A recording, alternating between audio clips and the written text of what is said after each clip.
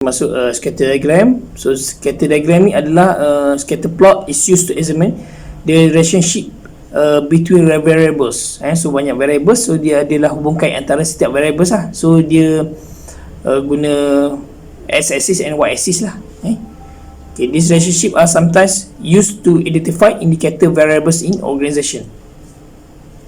Okay, for example, in hospital, the post operative infection rate has been found to be associated with many different factors. Okay, so dekat hospital banyak berlaku post operative infection rate. Dia semakin telah dikenal pasti.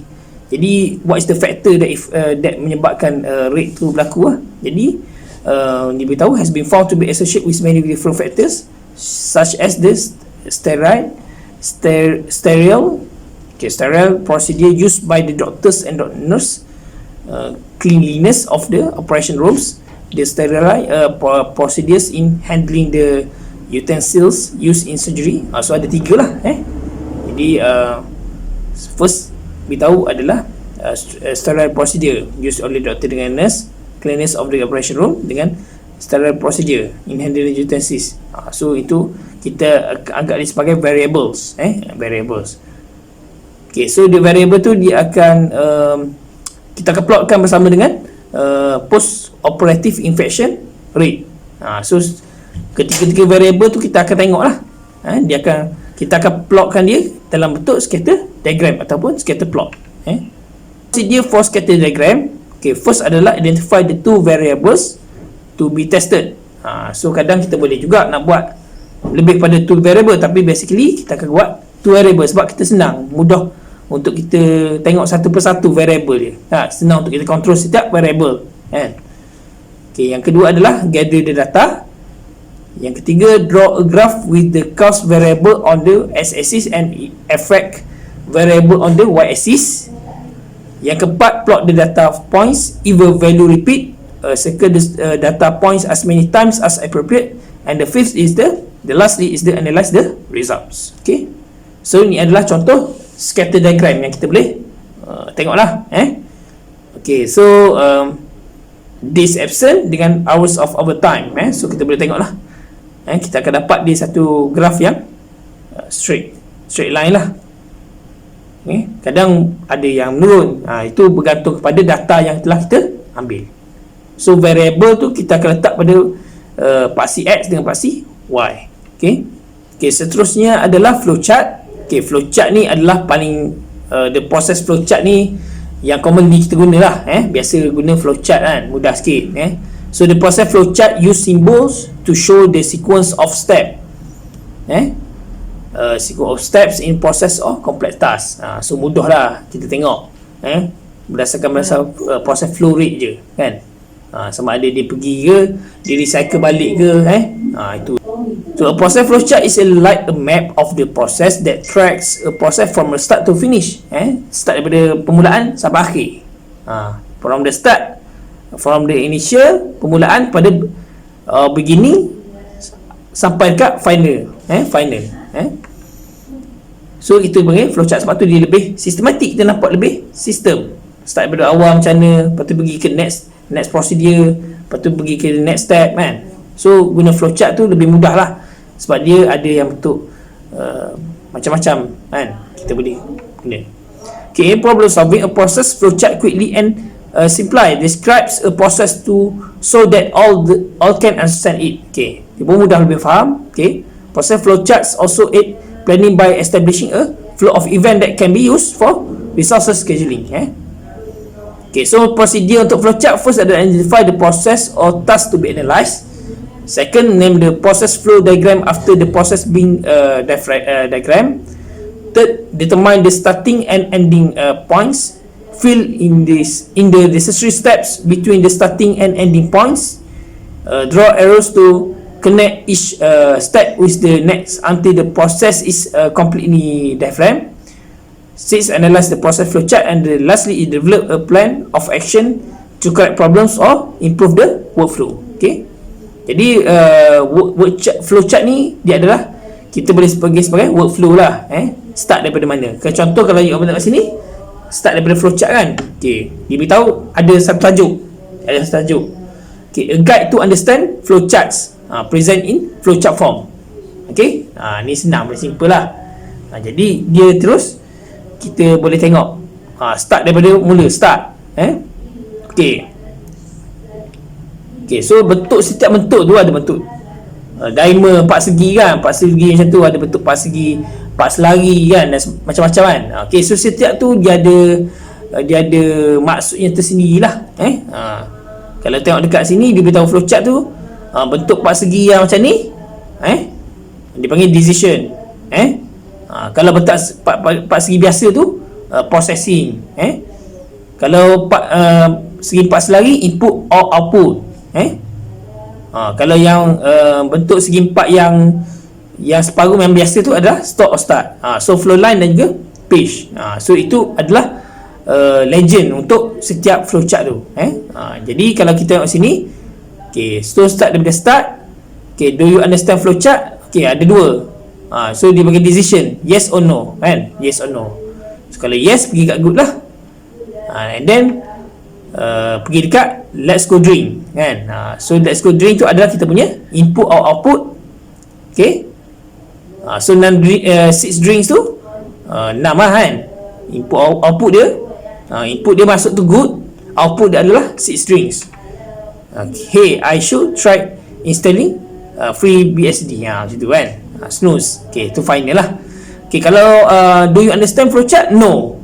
Dia bagi decision. Okay, dia bagi okay, you see the line label? Yes. Okay, ada sama yes atau no kan. Kalau yes, okay, pergilah and you can see the ones label no. Pergi kat no pula. Macam tu lah cara dia. Kalau yang bawah tu no, pergi bawah pula, but you see the ones label no, pergi pula no kan, dan sebagainya. Itu kita panggil sebagai flowchart. So berdasarkan kepada legend yang ada ni, kita kena tengok sama decision, input output, processing ataupun start stop. So setiap flowchart tu menggambarkan what is the meaning of the maksud yang tersendirilah untuk setiap the next decision ataupun the next flow yang kita akan lalui. Ini adalah control chart. Okay, control chart adalah is easy to understand and use. Okay, dia is show the interrelating of data points, compress the value of the data points over time and helps to identify the normal variation of the process or activity. So macam dia lebih kepada interrelation of the data point, maksudnya mempunyai data-data yang banyak lah. Jadi kita akan guna satu cara, iaitu menggunakan data, iaitu control chart lah. Jadi dalam satu chart tu mempunyai banyak data points yang ada lah, dan juga interrelation of the data point.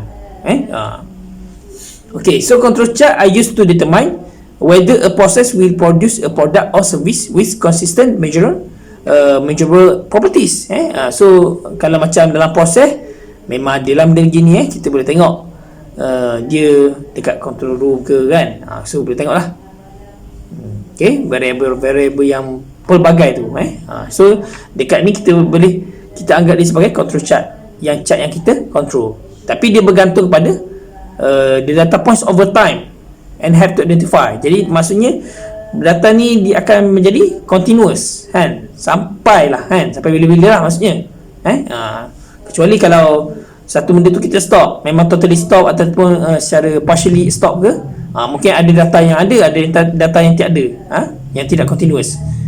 So kita anggap dia sebagai benda tu adalah sesuatu yang data yang kita kumpul in every time, every second. Tu maksudnya.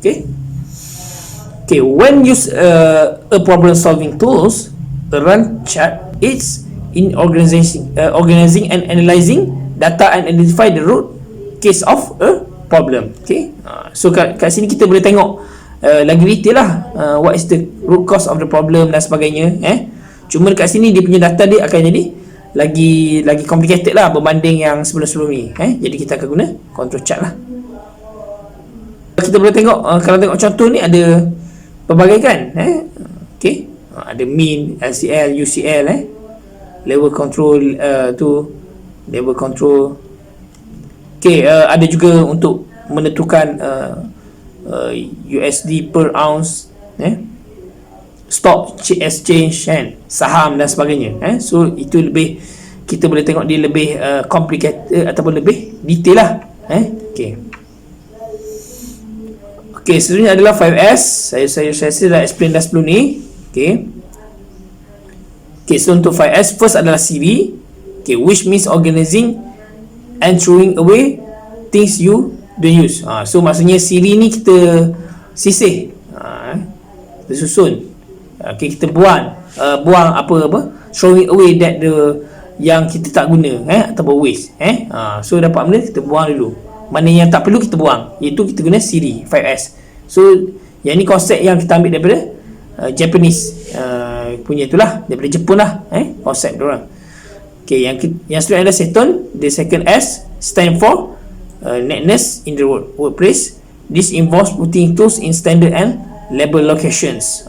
So kita akan letak dia pada satu tempat yang standard dan juga yang label location. Jadi kita boleh tengok tools tu ataupun sesuatu benda tu dalam keadaan yang very systematic.